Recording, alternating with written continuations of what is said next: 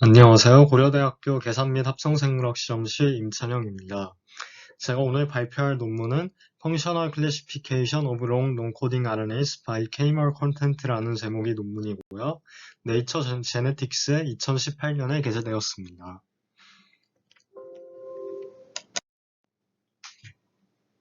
우선 롱 논코딩 RNA에 대해 말씀드리겠습니다. 롱 논코딩 RNA는 트랜스크라이브 되지만 트랜스레이트 되지 않는 RNA를 뜻하는데요.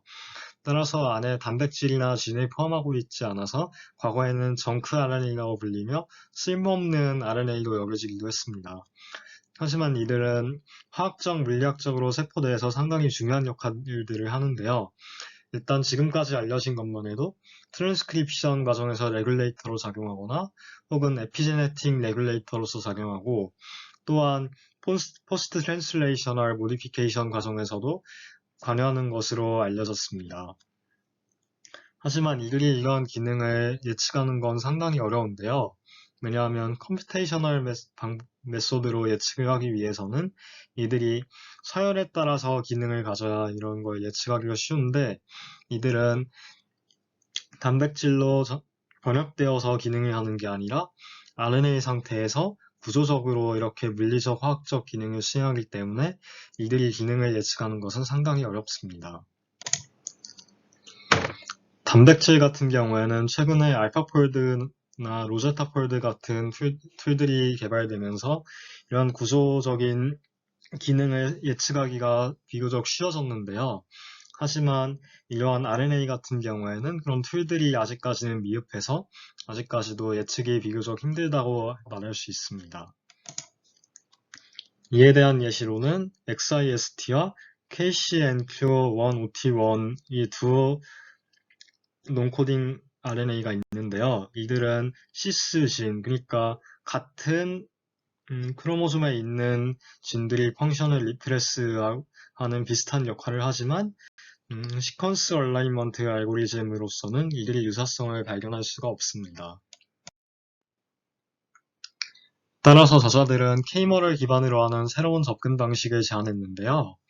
이런 접근 방식이 유효하기 위해서는 다음과 같은 두 가지 과정이 필요했습니다. 일단 첫 번째 과정으로는 비슷한 서열을 갖는 RNA 서열들이 비슷한 기능을 갖는다라는 거고요. 두 번째 과정으로는 각각이 기능을 하는 이러한 시퀀스 유닛들이 이 롱 논코딩 RNA 내에서 어느 정도 무작위하게 그렇게 배열될 수 있어야 한다는 것입니다. 여기 그림 A에서 보면 알 수 있듯이 여기 논코딩 RNA X와 롱코딩 RNA YZ는 서로 이렇게 전체적인 서열로 보면 완전히 다른데요. 하지만 이렇게 각각이 색깔이 같은 리전들이 서로 이 논코딩 RNA 내에서 다른 부분에 위치하고 있고 따라서 결과적으로 이들이 트랜스크라이브 되면 여기 오른쪽에 보이는 것처럼 X와 Y는 서로 비슷한 그런 서열들이 나타나게 됩니다. 저자들은 SEKR, Sequence Evaluation from K-mer Representation의 줄임말인 이런 방식을 새로 고안해서 이러한 K-mer 베이스드 어프로치를 좀 더 구체화했는데요. 각각의 롱 논코딩 RNA에 대해서 각각의 일정 길이의 Kmer을 뽑아내고 이 Kmer들의 빈도를 여기 보이시는 것처럼 G스코어로 변환해서 나타내는 것이 이 SEKR 방식의 핵심입니다. 따라서 SEKR은 각각의 롱 논코딩 RNA에서 오로지 Kmer의 비율만을 고려하고 이 각각의 Kmer의 포지션이나 혹은 롱코딩 RNA 전체의 길이 같은 거는 고려하지 않습니다. 저자들은 이러한 SEKR이 기존의 시퀀스 아이덴티티를 바탕으로 한 알고리즘들에 비해 얼마나 더 성능이 좋은지를 확인하기 위해서 진 코드에서 161개의 롱 논코딩 RNA 데이터를 가져와서 이들을 벤치마크해 보았습니다. 시그널 투 백워드 스코어가 여기에서 이용되었는데요. 시그널 투 백워드 스코어는 정답 대비 오답 비율이 얼마나 되는지를 나타내는 스코어로서 스코어가 낮을수록 더 정확하다는 걸 뜻합니다. 그리고 여기 피규어 D에서 보면 SEKR이 이 시그널과 백워드 스코어 모두 0.152, 마이너스 0.003으로 다른 프로그램들에 비해 가장 낮은 것을 확인할 수 있었습니다. SEKR이 정확도 검증을 다음으로 저자들은 이 SEKR 스코어를 활용해서 롱 코딩 RNA들을 클러스터링 해보기로 했습니다. 우선 각각의 K머 랭스에 대해서 이러한 여러 롱 논코딩 RNA들이 GC 콘텐트를 한번 비교해 보았고, 그 다음에 K는 6일 때 이들 사이에 서로 관련성이 얼마나 있는지 루베인 알고리즘을 통해 클러스터링을 진행했습니다. 클러스터링 결과 이 시스 리프레시브 롱 논코딩 RNA들인 XIST, TSIX, KCNQ1OT1, UBE3AATS, 그 다음에 ANRIL CDKN2BAS1과 같은 이러한 롱 논코딩 RNA들이 서로 뭉쳐있는 것을 확인할 수 있었습니다. 다른 롱 논코딩 RNA 데이터셋으로 이 실험을 한 번 더 진행했는데요. 똑같이 K머 랭스는 6이고 루베인 알고리즘을 통해서 클러스터링 했습니다. 여기에선 시스 액티베이팅 롱 논코딩 RNA들이 서로 비교적 가까이 클러스터링 되어 있는 것을 확인할 수 있었습니다. 또한 저자들은 실험의 스케일을 좀 더 키워서 더 많은 롱 논코딩 RNA들을 활용해 클러스터링을 한 뒤 인클러스터 코릴레이션까지 비교해보기로 했습니다. 데이터셋으로는 진코드에서 휴먼 버전 22, 15,953개의 롱 논코딩 RNA와 마우스 버전 5, 8,295개의 롱 논코딩 RNA들, 그러니까 어노테이티드 된 모든 롱 논코딩 RNA들을 사용했습니다.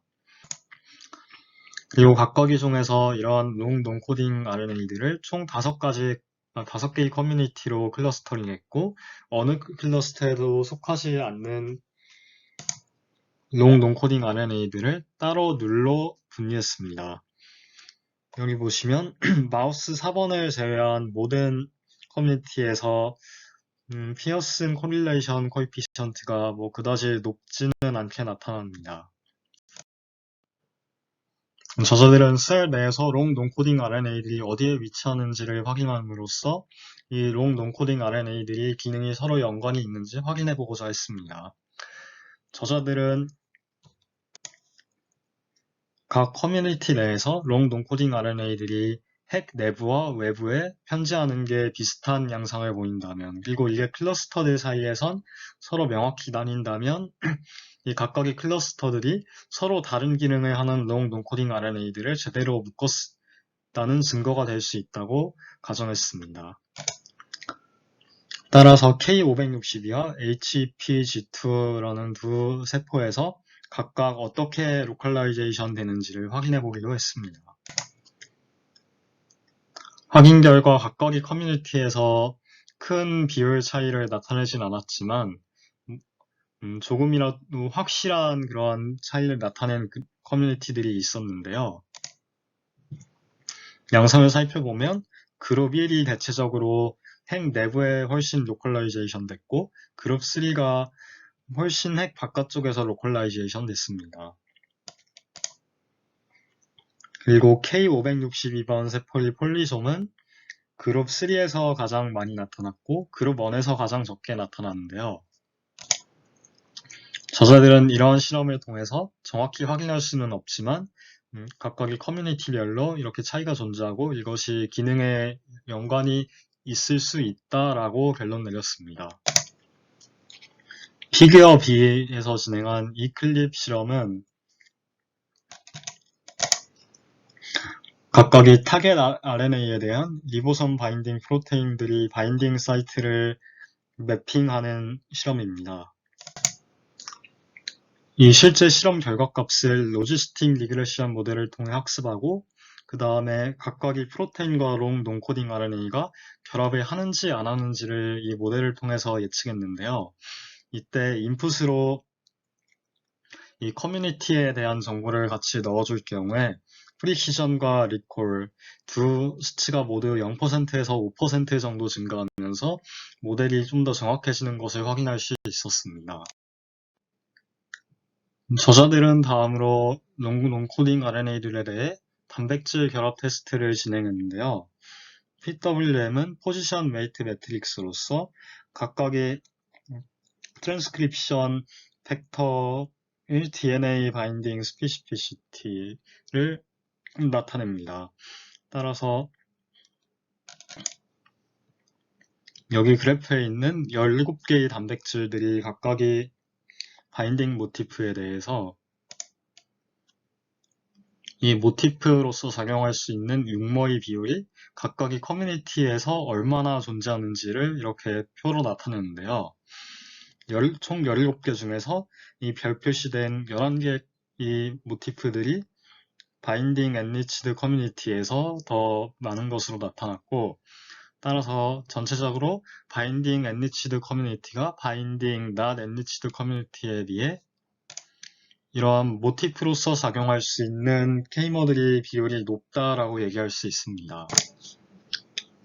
피규어 D는 각각의 클립 피크에 대해서 실제 트루 포지티브에는 많이 존재하고 팔스 포지티브에는 비교적 적게 존재하는 그러한 Z스코어가 높은 Z들을 순서대로 나열한 건데요. 여기 보면 알 수 있듯이 이 클립 피크와 이 상보적인 그런 서열을 갖고 있는 것을 확인할 수 있습니다.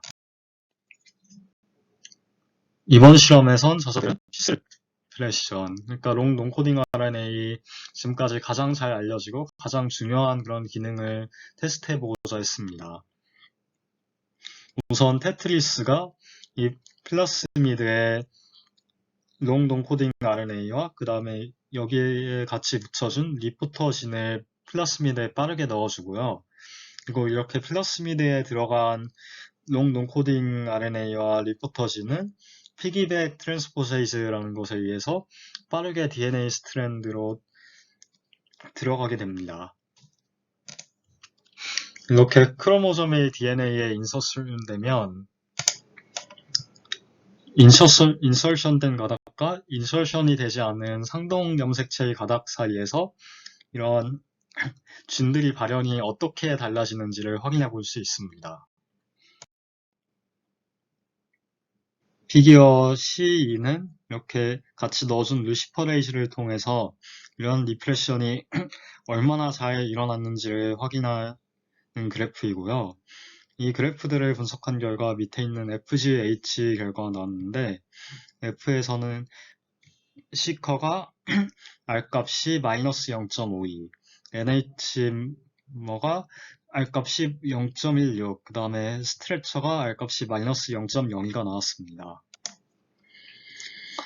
따라서 C커가 루시퍼레이즈와 이 XIST, EKB 사이 이런 반비례 관계를 비교적 잘 나타냈다고 말할 수 있습니다. 결론에 대해 말씀드리겠습니다. 롱코딩 RNA의 많은 기능들은 단백질과의 상호작용에 의해 결정되기 때문에 이런 단백질이 RNA 바인딩 모티프와 밀접한 연관을 갖고 있습니다. 그리고 많은 케이스에서 서로 기능적으로 비슷한 롱코딩 RNA들이 서로 다른 서열을 갖고 있는 것을 확인할 수 있었는데요. 이 C커 방법은 이 K머 프라버빌리티를 비교함으로써 이렇게 RNA 바인딩 모티프나 그런 기능을 하는 그런 부위들을 확인할 수 있기 때문에 서로 비슷한 기능을 갖지만 서로 다른 서열을 갖는 롱코딩 RNA들을 서로 같은 그룹으로 클러스터링 할 수 있습니다. 네, 이상으로 발표를 마치겠습니다.